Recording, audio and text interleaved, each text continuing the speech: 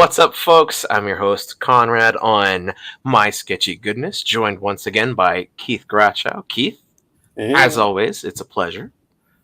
it's that new intro we have. It's a little shorter than the other one that we'd had before. So I'm like preparing stuff on the side and going, "Ooh, I actually don't know if I have enough time to do all this stuff." Not ready Yes. because it's I think it's like 5 seconds less or 10 seconds. Yes. You know what? I can maybe string that out just a little bit to give us that window. It's just learning. It's learning the pacing of it. All right. Fair enough, yeah.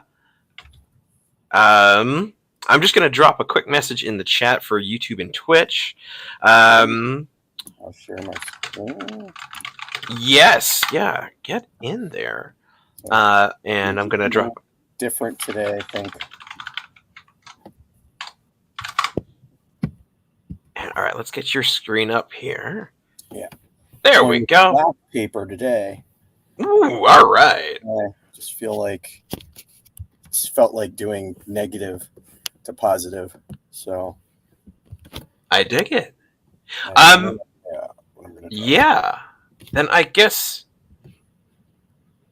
All right. Let's start with an easy, simple question because you've just thrown some candy in front of me here, Keith. What's the difference between starting from a white page and drawing with black, and then the flip of starting with black and drawing with a white page? Well, I think it's because we're used to seeing white starting on a blank, and it's a bit of a different visual exercise to start with black. All right, we see most things with light, right?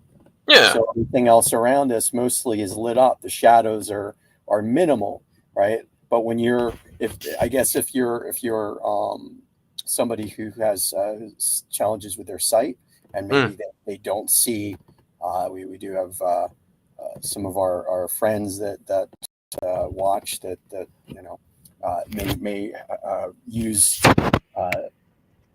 shapes and things like that. I think it's a good exercise for people just to kind of look at something a little differently.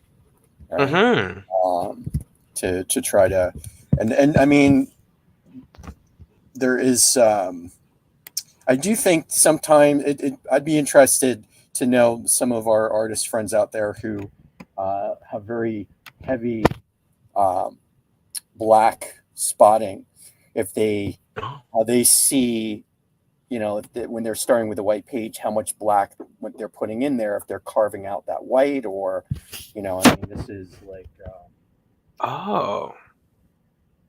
for me, I think I don't know if I'd ever end up with the illustration if it starts with black as if I were to start with white and add the black in this way, right? I don't know if the same coming from the different spectrum, I don't know if I'd be drawing the same thing, right? Yeah, like when I see it, my brain immediately goes to silhouettes and things like that, where, like you said, you're dealing with the negative space, sort of.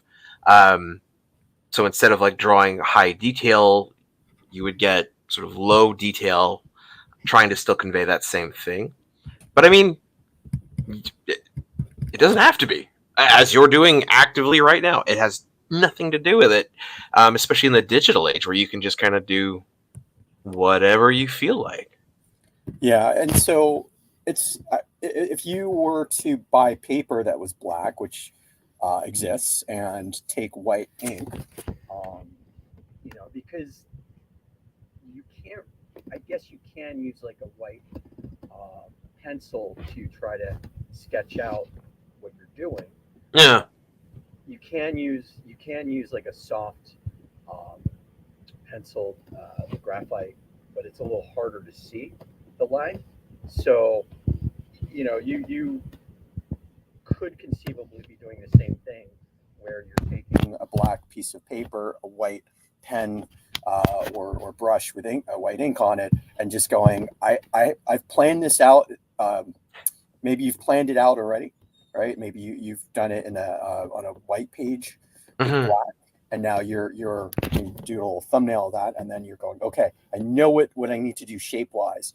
Now I can just do the negative space as opposed to with white ink versus like filling in on a white paper with the black ink or whatever, like, so there can be some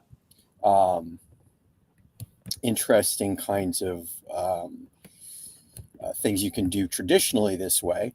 I've always imagined, I think it'd be kind of fun to do that. I've never tried it, but I do have black paper at home, and it would be a fun exercise to see what would happen if I were to try this traditionally. And I wonder, like, just so the way you're talking about it, using it just because it's just a tool, right? It's just for you to play with however you see fit. It is just a tool.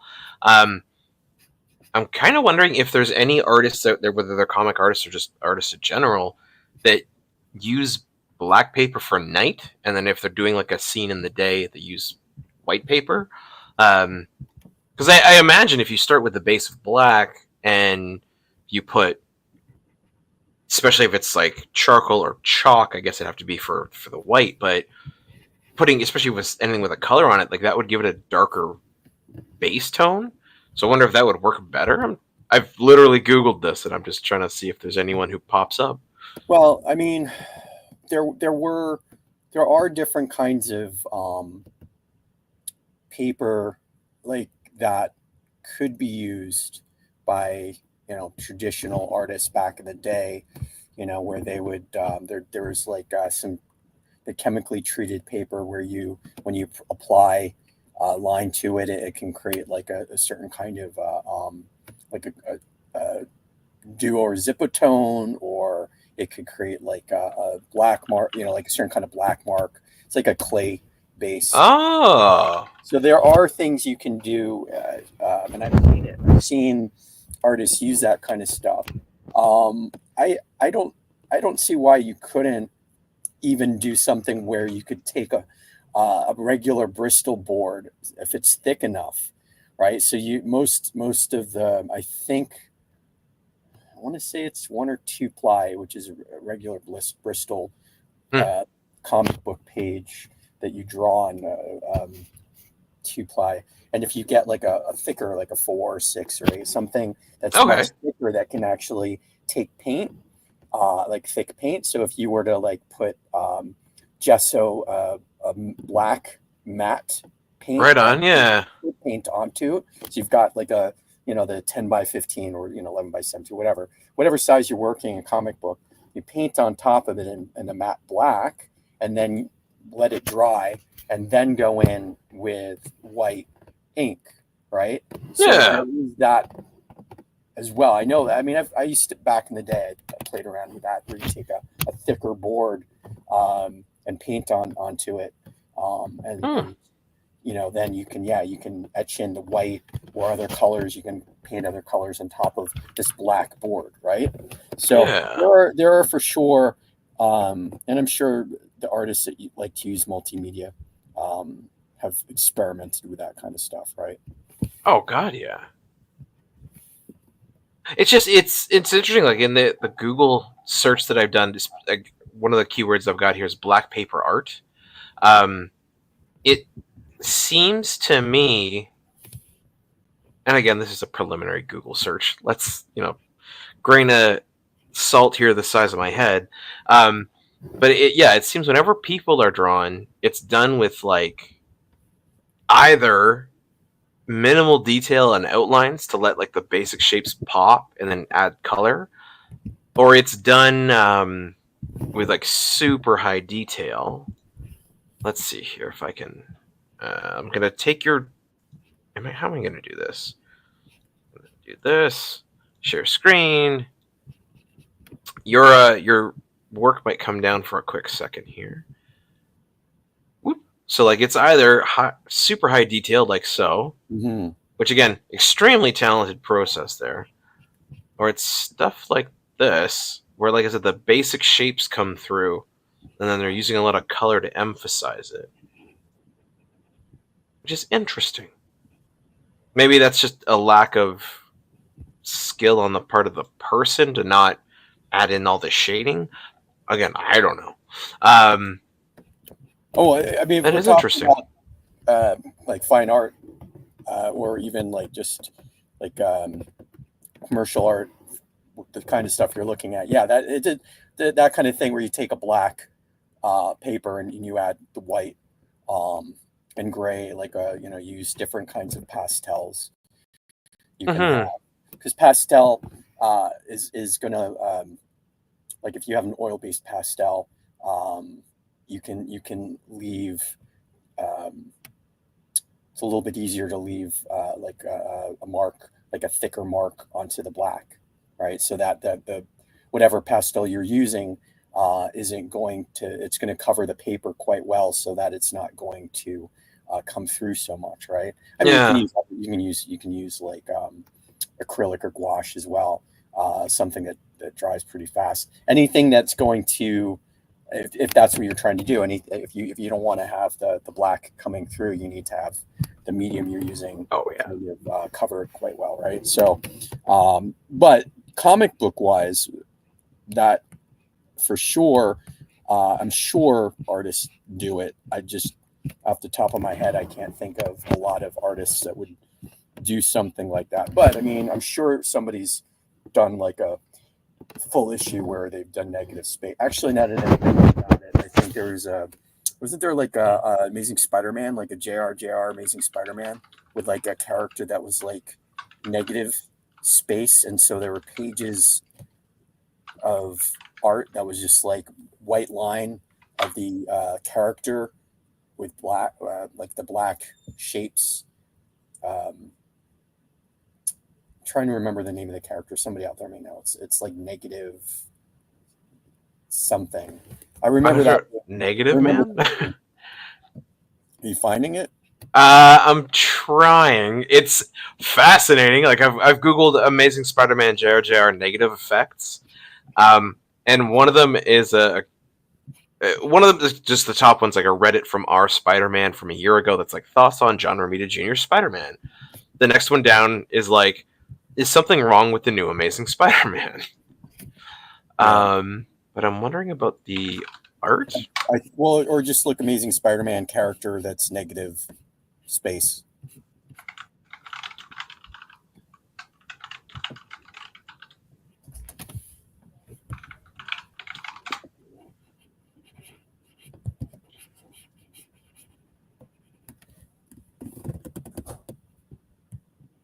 I mean, you want to talk about negative space?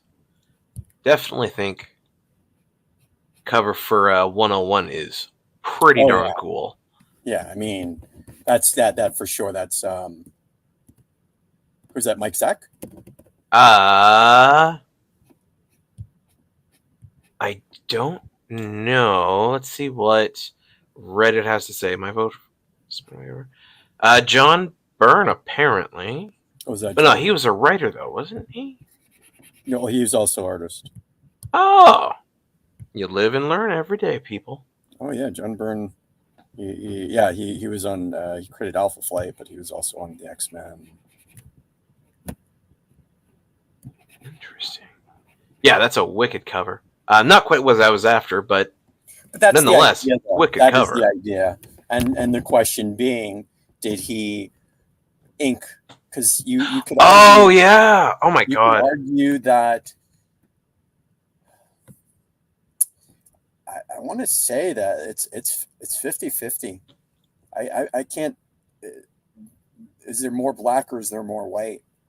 So what do? Do you start with a black piece of paper and add the white, or do you start with a white and put all that ink in there? It's. Yeah, really. Because also, like, I feel like there's no way around this. If you do that cover to make that look right, like you're drawing every window. So, like when I think about this logistically, just from like the work perspective, I mean, you would, I guess you'd start with Spider-Man. You'd draw his outline at least, in like the eyes, the Venom crest, and then his feet. And then, yeah, I guess you just go to town. You draw as you normally draw. And then, but you wouldn't put in, you would draw as you normally draw in the sketch part of it probably. And then, I mean, John Burns, if that is him, could be him. He's such a master that, like he probably goes right to the lines, right? The ink. Yeah.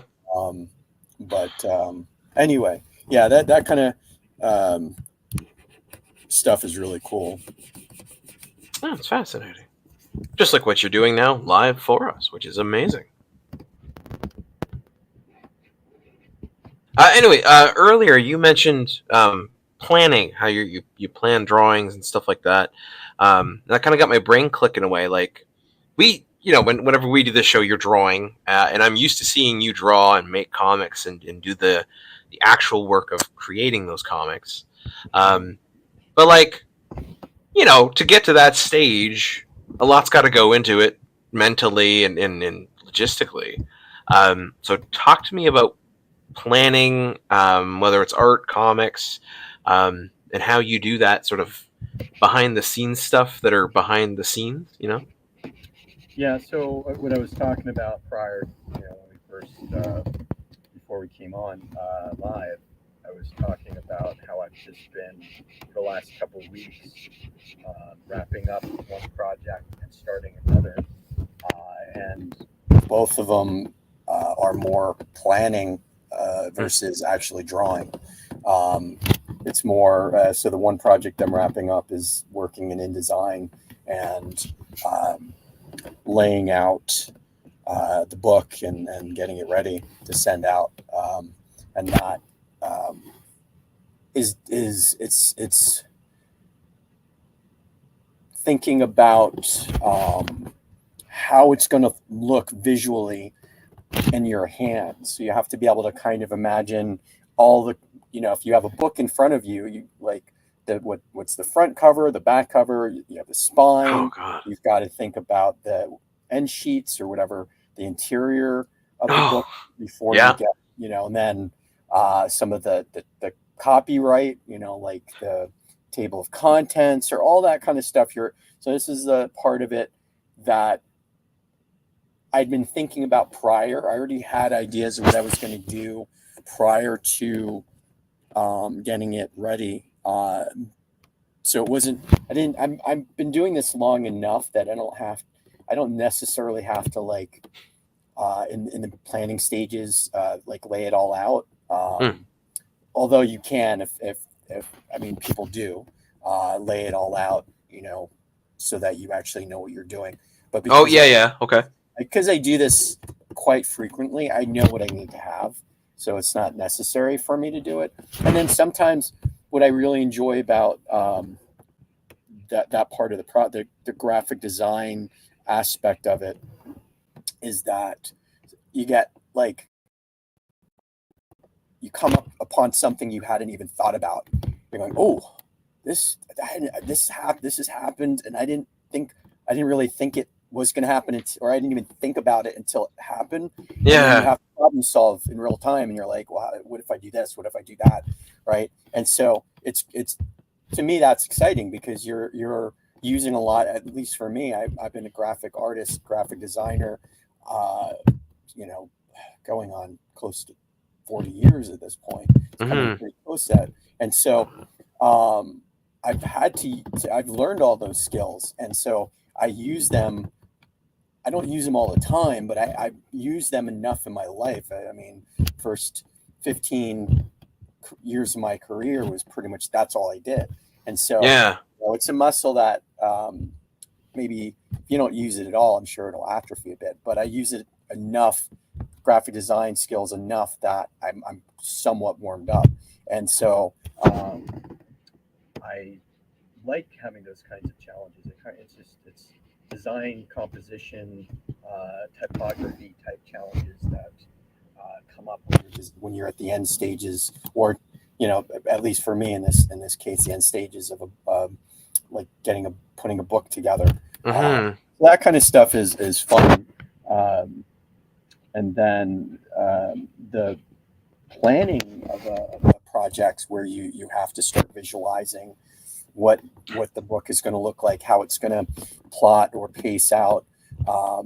That's also fun and challenging, and you're imagining what images could go where, and so sometimes you do draw them out very roughly, or you're just writing little notes about, I think I'm gonna put this here, and I'm gonna put this here, right? So there's a lot of that kind of stuff, and then you may not always do something that is a traditional kind of storytelling device. If you're doing a project that uses, it is a storytelling project, but it may not be like a traditional one, right? Yeah.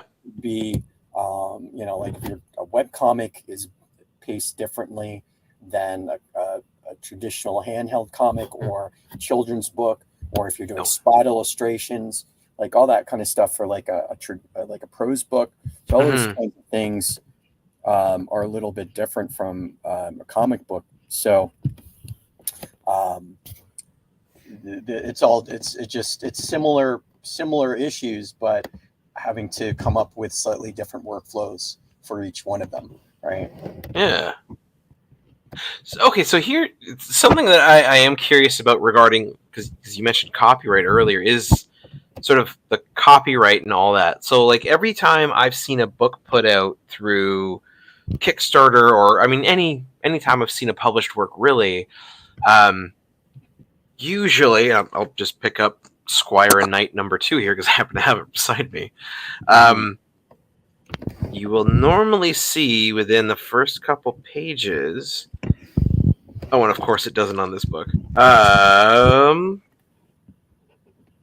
You're talking about the indicia, the year it was created, and this is not using anybody's likeness and all that kind of stuff, or no, I find those hilarious and I love them because like those even appear in like movies, for instance, that are like based on a true story. These characters are fictional and based off of But the lines that are basically like, this is a copyright work owned by, and usually it'll have some sort of stint in it. I'm wondering, I have my copy of Saltwater #5 here. I wonder if that has it in it.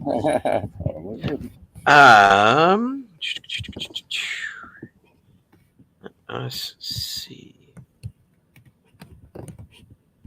Oh, yeah, here we go. Okay, cool. So, Saltwater #5, Children of Mars Part 2, copyright, and it's got the corporate logo, or the C in the circle, 2024, Kika Mika Comics, first print, all rights reserved.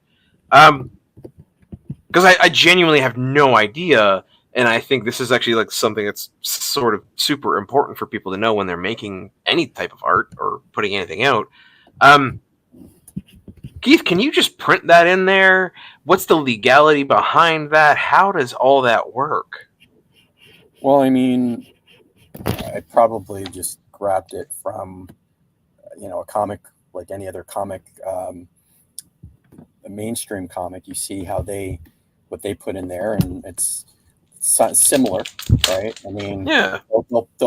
You're the copyright itself. You're basically covering yourself from getting sued if you're claiming, you're not going after somebody intentionally, right? It's just incidents, right? That if somebody in there looks like somebody or acts like somebody that exists in real life, you're not doing it purposely, right? You're kind of stating the purpose to protect you legally, right? So that's that kind of thing. You're talking about when it was created, so that you have proof of when it went to print, and that way, again, if somebody else comes up with a similar idea, they can't come back and say, "Hey, you stole that from me," and you go, "Well, look, it's been copywritten. You can see it printed it this year." And that kind of stands as a way to proof of concept and things like that. And you may put stuff in there like where it was created, who printed it, who designed it, who edited, or not, but who the publisher is, all the information. It depends what it is. If it's a comic, or if it's like if it's a traditional book, it may have like the types of typography you're using, all that kind of stuff. So it just really depends. But for the most part, you're doing it because you're I mean, I guess I've done it because that's what other people do, right? Yeah. You're trying to make it as official looking as possible, so you add that kind of stuff in there, and then every one is going to be a little bit different, I think, just depending on the company. But if you're self-published, you don't have to put as much information in there because you're not dealing with licensed characters, right? Fair, yeah. A lot of that stuff that is the legalese that's put in there by the lawyers is like, this is all licensed stuff. This is all stuff we own, or whatever. And you can't use it. You can't do something with it unless it's like a parody or satire or something like that, right? Yeah. Well, I actually recently, interestingly, now that we're touching base on this real quick, is I heard on the radio that excuse me, the idea, I think it's the idea of zombies or something like that, is so prevalent, or can be so prevalent. It is prevalent in pop culture, is because when the original film Night of the Living Dead, is that how it is? I think it's the Living Dead, the word Living Dead or something like that. Right. Basically, when the film Night of the Living Dead came out, it was originally going to be Night of the Flesh Eaters, but the working title was Night of the Living Dead, and like when it came time to start printing posters and doing all the advertisement, I guess people in editorial didn't get the note, so they ran with Night of the Living Dead, but they never put copyright on the posters. So all of a sudden, Living Dead could be used by anyone. And because of the success of the film, obviously everyone was like, oh my god, I can do stuff with zombies, and call it The Living Dead, and blah, blah, blah, blah. And it was just fascinating. And also, this creature you are drawing is absolutely chilling, by the way. Yeah, I'm not sure. I wasn't sure what it was going to be, but maybe it's a little bit Man Thing, but maybe it's not. I'm not sure. I mean, it's something that is a hill, I guess, or at least a small one. And the grass, the foliage on this thing's, what I'm gonna call forehead and nose, is awesome. Love it. Let's blow that up a little bit. Yeah, the beautiful thing about this is that I don't really have to do too much planning using this black, right? Whereas if I was doing this traditionally, I'd probably want to have like all of this figured out first, just because you're I mean, black's a little bit more unforgiving than white paper. So yeah, interesting. Yeah. So Keith, let me horribly transition and be clunky about it. I have a small announcement. A while back, I did an interview with Adriano of Pesto Comics. Love the guy; he's very interesting. And he mentioned to me in that interview that one of his next Kickstarters he's doing is a pulp anthology style series, or at least book, and he had an open call for it. So I threw it the link on the social media and stuff so people could find it. I mentioned it, made sure I put the links to it in my video bio, I guess. And I got clicking away, and it's like it was only due a couple of months back, or a couple of months from then. But I was like, all right, why not? So I wrote a little story. I sent it to him, and very specifically, I told him, hey, if my stuff ain't good, don't put it in just because I've had you on my show. If it's good, let it be good. Let it be there. If not, don't. So Big Smoke Pulp Volume 1 is on Kickstarter. It's got a bunch of options in there. It is very much already fully backed, and it's good to go, which is fantastic.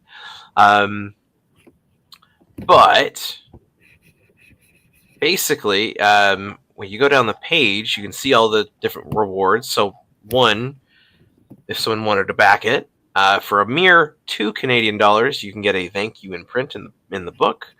You could get a posters and stickers and bookmarks sort of tier for $4 from all of Adriano's stuff. And then for basically $10, you get a PDF. 22 bucks, you can get a pocketbook edition. 25, he's got a Pesto digital pack, which has the Big Smoke pulp plus all of his comics. Then they have a hardcover for 45 Canadian. And then like an everything bundle, and it just sort of guts up from there. But yeah, it was just kind of cool for me because I went through the camp. Woo, my mouse is freaking out on me. I went through the campaign, and it had the list of like 40. Oh my god, what are you doing here? It had the list, and it was like, here are our authors, and no, that's not me, but there I am. So I wrote a 17-page fantasy story, sent it in. Like I said, I was like, hey, if it ain't good, don't put it in. If it's good, let it through. Yeah. So it was just something interesting. So if folks out there would like to back that, go for it. Again, Big Smoke Pulp. You will find it very easily. So congrats. I had mentioned that before. Congrats. I'll say that live. And we said that I would flip the script and I would be interviewing a little bit. Yeah. So, I mean, you can draw live if you want while I ask you questions. No. But I don't know if I knew you were a writer. Is that the case? Have you been writing all along, or is this like a new foray?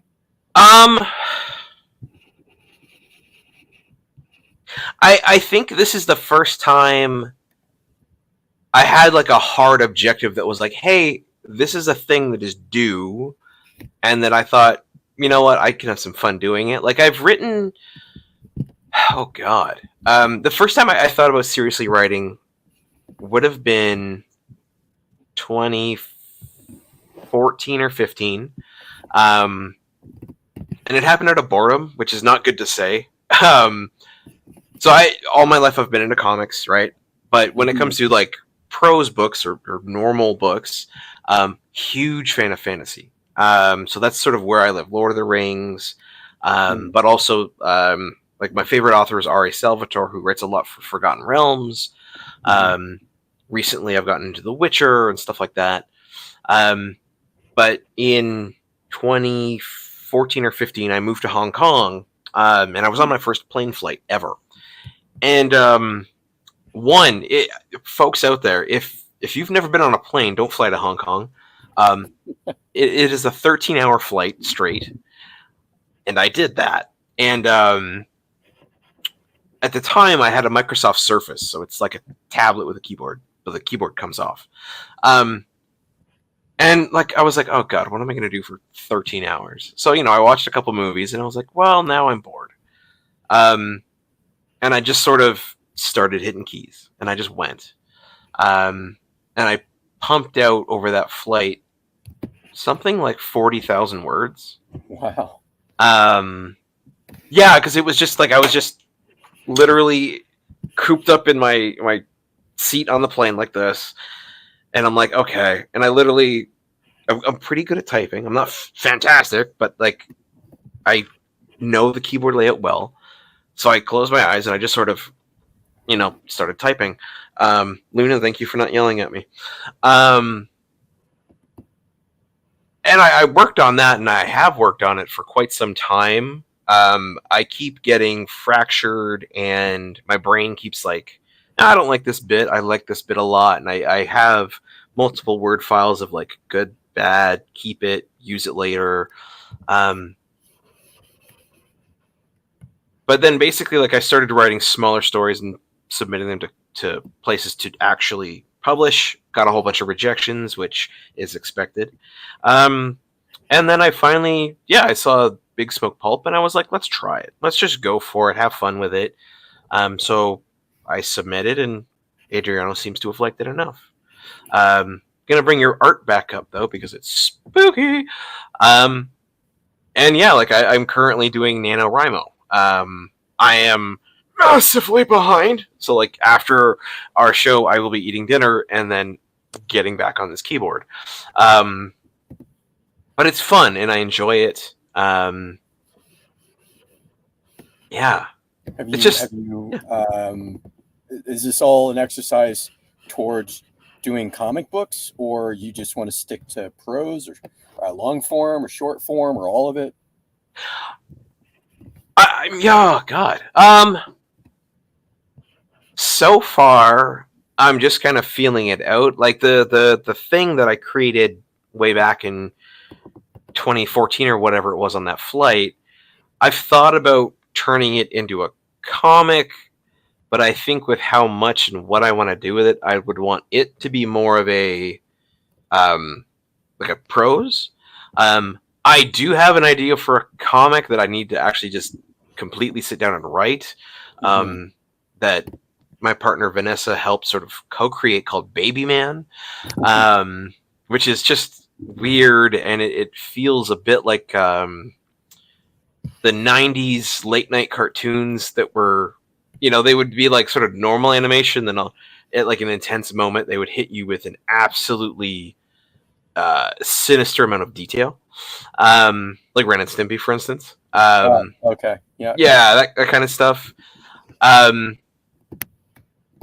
So yeah, I'm definitely like warming up to the idea of a comic.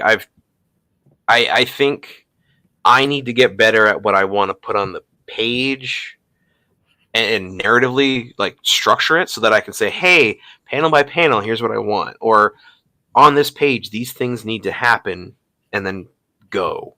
Because I sort of talked with this about this with Kevin Manklow once. And I mentioned to him, I'm just fiddling and playing, and he was like, oh, that's interesting. He's like, would you ever think about doing an illustrated novel? And I was like, I could definitely do that. I like that idea. Because I always did enjoy it in a novel when like you could flip through the pages, and then if they were talking about like a sword or a piece of jewelry, you would get a really nice rendition of that thing.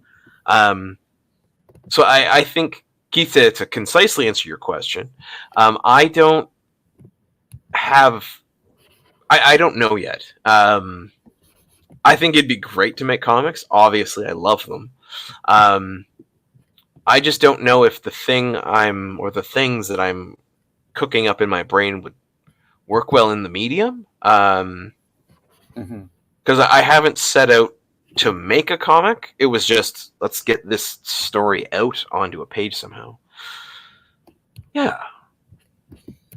Well, I mean, it's those little steps you take, right? The beginning ones, and then you're constantly chatting with comic book creators, and one of the great fun things for me oftentimes is like having a session with like a writer where you just like you're just spitballing ideas out, and just something you come up with some idea that you start as part of it, and then that they throw in some idea that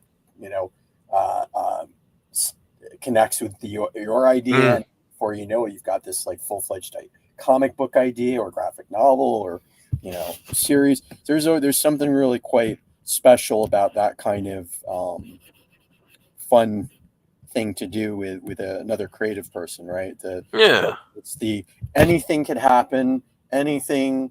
It could be anything you want at that moment. If there's something that interests you quite a bit that you would love to see actualized as some visual sequential, you can just throw out ideas, and then if you're with another creative person, something happens, right? Yeah. But it's good that you've been practicing, so you have an idea of how to write. Now, do you think that you would be able to adapt a prose into a sequential medium or a visual medium? I think I could, specifically as long as I can hit an end point. Like for instance, the story that is in Big Smoke Pulp. Adriana was like, "Hey, we want X number of words." I think it was 8,000. Don't take my word for that, but something like that. And by having a word count while I was sitting there, punching away, I could be like, "Okay, cool, Konrad, you're at 1,000 words. You're 1/8 the way through the story. Things for sure need to be happening. You can't just dilly dally and introduce people." By 4,000, it was like, "Okay, cool. So you're in the middle. Like you have to be like." Mm-hmm. Starting to think about wrapping up and in making sure all the big points are starting to be made. At 6,000, it's like, okay, cool. So if you're not like at the crux of what you're doing, it gave me a gauge. I think when I'm just pouring ideas onto a Word document or, typing away, if I don't have like a structured endpoint, my brain wants to wander. That being said, the start of my big idea contraption, it's always remained the exact same. So I have thoughts about how I could take it and put it into comic book format. Specifically, there's to introduce my two main characters that I wrote about. I'm basically having them get chased through the forest by like a boar, and they're just hauling ass, right? Because this thing is going to get them if they do not move, because they were trying to hunt it and it didn't appreciate that. And I have a scene where they book it up a tree, and my thought was, well, wouldn't this look cool as a comic where you could take the tree and make the tree white and give it a black border so that the branches and the foliage of the tree actually acted as borders on a panel, and then all the gaps between branches is where you could put your panels. I thought that would be interesting as a way to play with both negative and positive space. So stuff like that. Like my brain's sort of really chewed on effectively the first chapter of my book. So yes, I think it could. I just think I need to hit some sort of concise endpoint where I could go, okay, cool, chop this thing up into 6 to 8 to 12 issues, and then play with it. So yeah, I think it could be done, especially like the one that is in Big Smoke Pulp. I could see that happening, although I think it would be a pain because there's lots of buildings and a dragon, and basically firefighters. Really quick, Keith, hold that idea in your head. Paul Kemp has commented. Paul, I'm sorry, it took me so long to hit.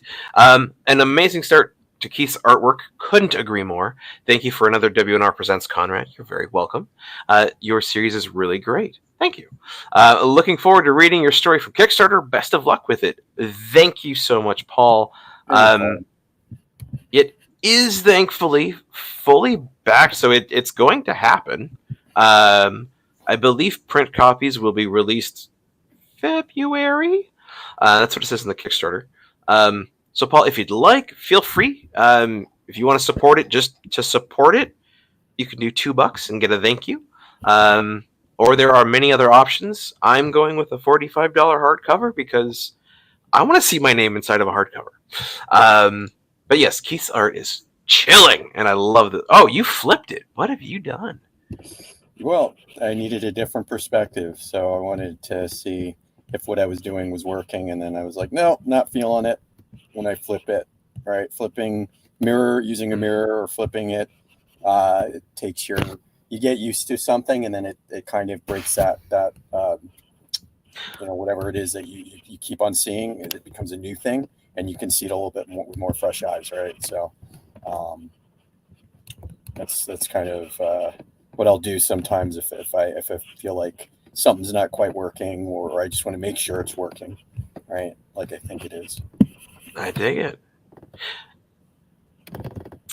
Paul jumping in here. Already supported it. Paul, thank you so much. Paul's awesome. He's very, very supportive of the comic book community. So. Well, it's cool, man. I mean, I guess, have you considered doing like applying to like an actual sequential anthology so that you can do like a 5 to 10 page sequential comics to see what that feels like? Because telling a shorter story, it's a little bit more difficult because you're actually having to, when you have a really long story, you know, you can kind of meander quite a bit till you get to kind of figure out before you have to figure out what the ending is, right? To your point, you're like 8 to 10 issues, right? So yeah, if you decide somewhere along the way you're going, oh, I have a better idea for the ending, you can like deviate, right? So you leave yourself. And one of the beautiful things about like long form is that there's so many possibilities. You're not necessarily going to paint yourself into a corner. However, a shorter story, you got to figure out, you got to hit that landing pretty quickly because you don't have the luxury of the time. You got to figure it out in 5 or 8, 10 pages, right? Yes. I see. In my brain, I actually think that crunch would help me, because I'm finding for me when I'm writing, it just kind of, I let it come out, right? I don't really think about it, other than like, all right, cool. What is the point of this character? What is their struggle that they're going to go through? And like, I have an idea for that because I have a thought of what I want this to be about. But yeah, when I can just kind of word vomit onto a page, I think getting to a point where I can go, okay, cool, I have to sort of tidy all these things to make sense into a point. That's what I'm struggling with. So I think if I could have, hey, you got 10 pages of sequential to do, which means you're probably going to get, I want to say, 4 pages of writing if you're being nice about it, and some of that is definitely direction. It'll depend on how descriptive you are, but yeah, exactly, and how wordy I want to be. Which in a comic book, I wouldn't want to be too wordy. No. I want all that art to do what's got to do, and it's supposed to do. Yeah, I think it'd be interesting. I don't. You know what? Now that this is backed, which is crazy to me already, once I see it done, or maybe even beforehand, I will probably start looking for more things to do and getting myself out there more. Yeah. Any recommendations for where to go for sequential things to put myself in? Well, TO Comics Press usually has its annual anthology submission. I haven't seen anything yet. I don't know. Stephen Andrews, you'll have to check in with him, but or check tocomicspress.com or .ca, whatever it is, to see if they're mentioning anything as to when they're going to do their next anthology. But that's one I right off the top of my head. I know Raid Studios has an anthology that comes out yearly. They're doing they just had their Kickstarter for their newest one. I'm not sure if that's an open submission or if that's internal. Find out though.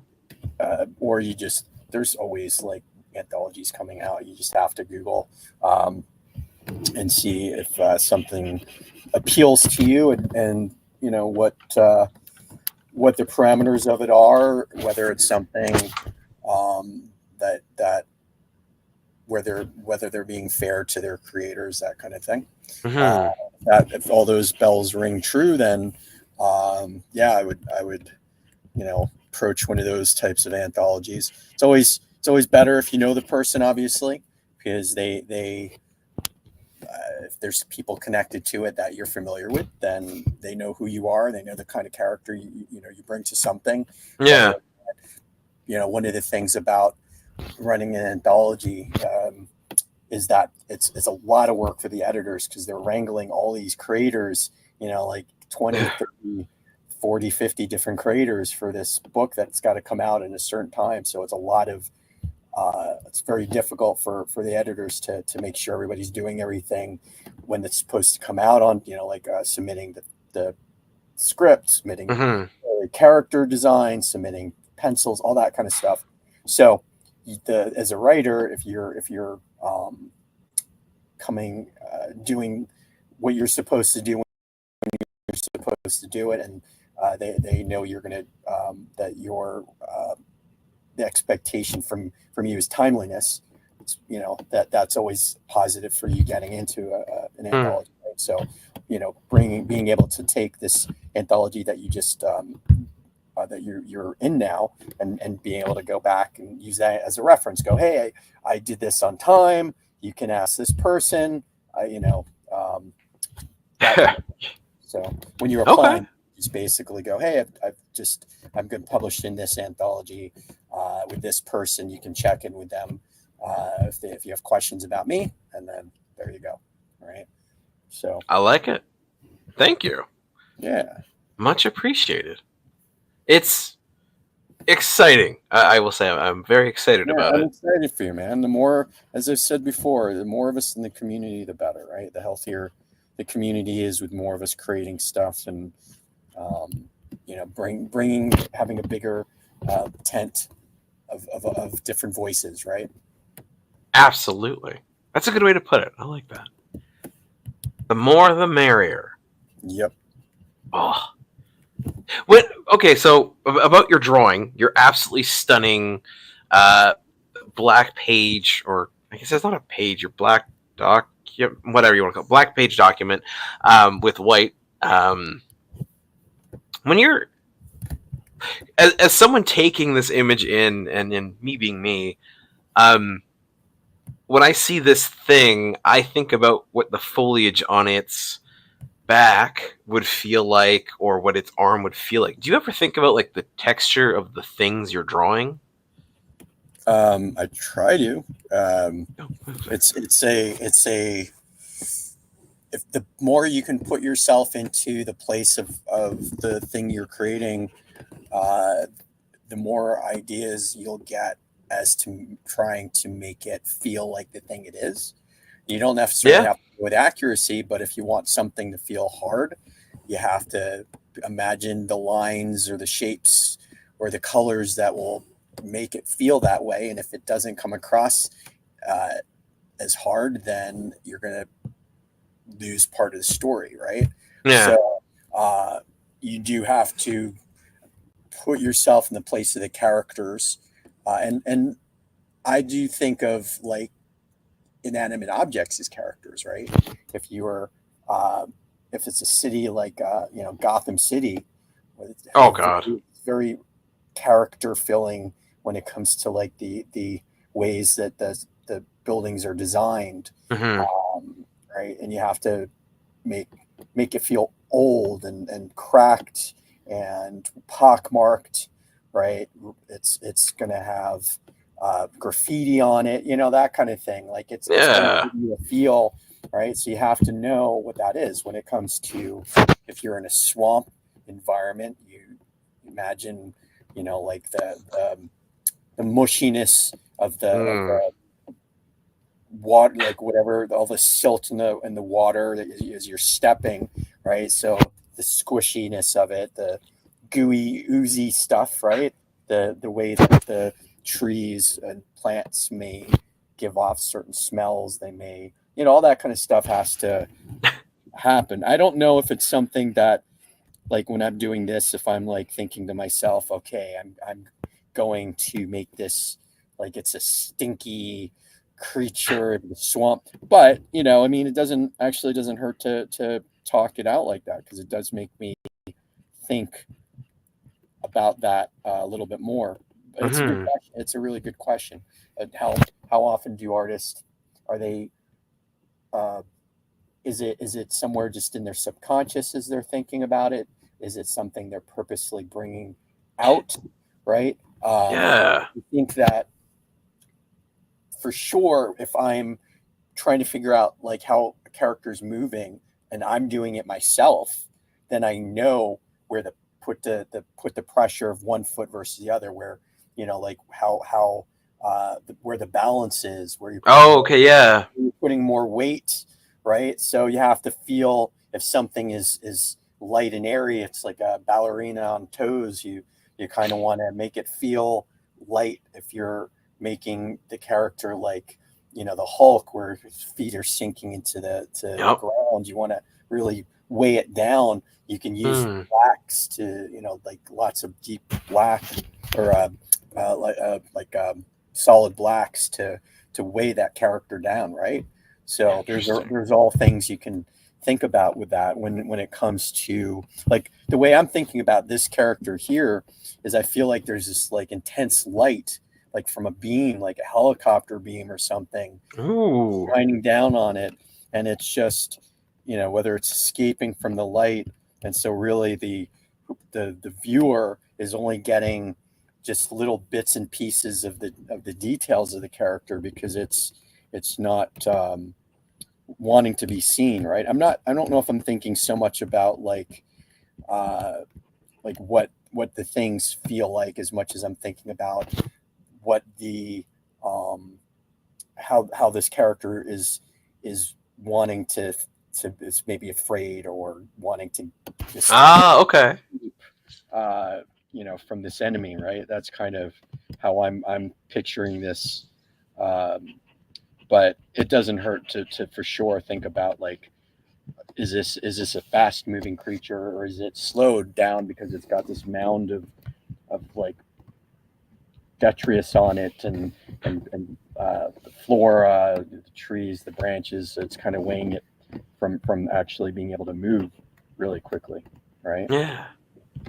So it's a good question, though. It's be curious to know how their artists, how they put themselves in the place of whatever they're creating. It really just helps probably visualize the image you're creating a little bit more solidly. Oh, I would think so. Like it's. I love the way that you described it and how your thought process was of it, because in my brain, a very different image was conjured, right? Because this is just a thing you've drawn. There's no context. There's no writing. There's no words. Nothing. My brain took it as some sort of creature that was maybe in a field, and it literally stood up, and it was like under a hill, and so it's got this hill on its back, and it's got the moonlight on it, and it's just sort of making its way through some area. Interesting. Well, I love it too. I mean, here's the thing.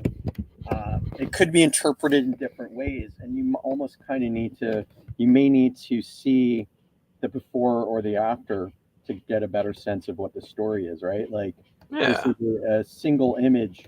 I'm trying to tell a story with it, but obviously this is spontaneous. If this were something that I would be like, I want this creature that it's like, to your point, it's just moving from one spot to another, but why is this bright light on its back, right? Is it the moon, or is it something that is shining a light on it? And why would that be happening, right? So I think that those are questions that when asked would help kind of explain what the story is. Oh, 100%. Yeah. Also, Keith, it's 8:00. It's been an hour. Oh my God. So, well, one, I think that would make that what you've drawn there would make the sickest either phone wallpaper and or a shirt. I think that'd be really cool in a shirt. Once again, thank you so much, Keith, for taking the time to chat with me, for doing our show. Thank you for your kindness about the book I'm on. And Paul, if you're still there, thank you for supporting it. Much appreciated. But yeah, Keith, I had a great time tonight. Thank you so much. Yeah, for sure. And hopefully, I think the next time we meet, my mom's going to be in on our Sketchy Goodness. So Yes. so I can draw, and you can basically ask her questions. Oh, you'll be able to just be like, all right, cool. I can just do my thing. No more interruptions. Exactly. Perfect. Well, I look forward to it and talking with your mom and about the book that you're working on together. Yeah. But yes, I suppose until next time, Keith, have a good one. Take care. Golden age to present, digest to oversize. Never miss new comic day. Yeah, no surprise. So where's my no prize? Check the letter columns. Can't find issue 2. Collector problems, cliffhanger.